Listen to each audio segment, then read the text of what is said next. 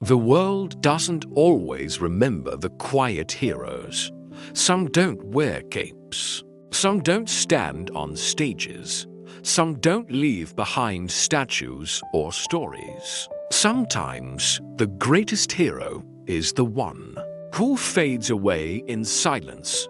Tonight, I'll tell you the story of a soldier whose name we may never know, but whose last letter changed everything.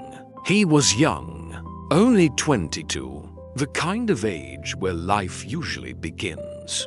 But for him, life was already ending. The bunker was cold, the air was silent, and the battlefield outside had already taken too many lives. He sat with nothing but a pen, paper, and memories of home. Every heartbeat sounded louder than the explosions outside. He knew this might be the last time his heart would beat at all.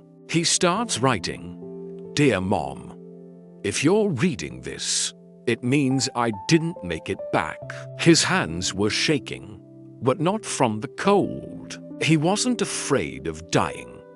He was afraid of being forgotten. He wrote about the porch where he used to sit after school, about the smell of her cooking, about the sound of his father's old radio on Sunday mornings. He said he didn't regret becoming a soldier, but he regretted not having more time to say goodbye.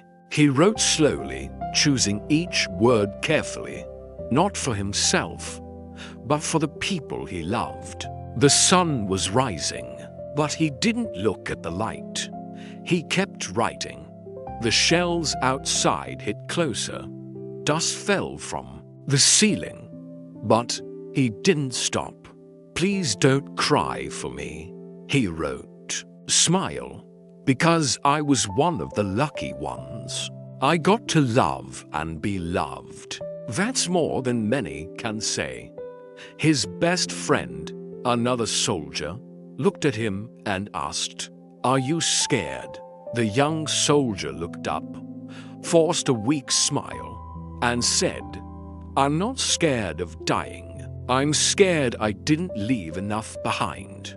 As the final bombs started falling, he sealed the letter. He pressed it against his chest, like he was trying to keep his heart beating one more time. One last breath, one last memory of home, and then silence. The kind of silence that only war understands. Days later, his body was found, but the letter survived. It traveled farther than he ever could. From the battlefield to his hometown, straight to the hands of the mother who prayed every night that her son would return. When she read the letter, the world stopped. Her tears didn't fall fast. They fell slowly, like time itself was grieving. That letter did something unexpected. It didn't just break hearts, it healed some too. People began sharing it across the country. Schools framed it in hallways. Soldiers carried copies in their pockets. It became more than words. It became a reminder that behind every uniform, every flag, every war, there is a human story, a beating heart, a dream, a goodbye never spoken aloud. Years passed. The world moved on. But one soldier, a new recruit, stood at a memorial wall during sunset. He read that same letter, word by word, and whispered quietly, "I'll serve not to be a hero, but to protect the ones who already were." And at that moment, it felt like the unknown soldier had finally spoken, not through voice, but through legacy. Sometimes, the greatest impact comes from someone we never even got the chance to meet. To this day, no one knows his name, but maybe that's the point. Maybe his story is not about who he was, but about who we're meant to be. Maybe bravery isn't living forever.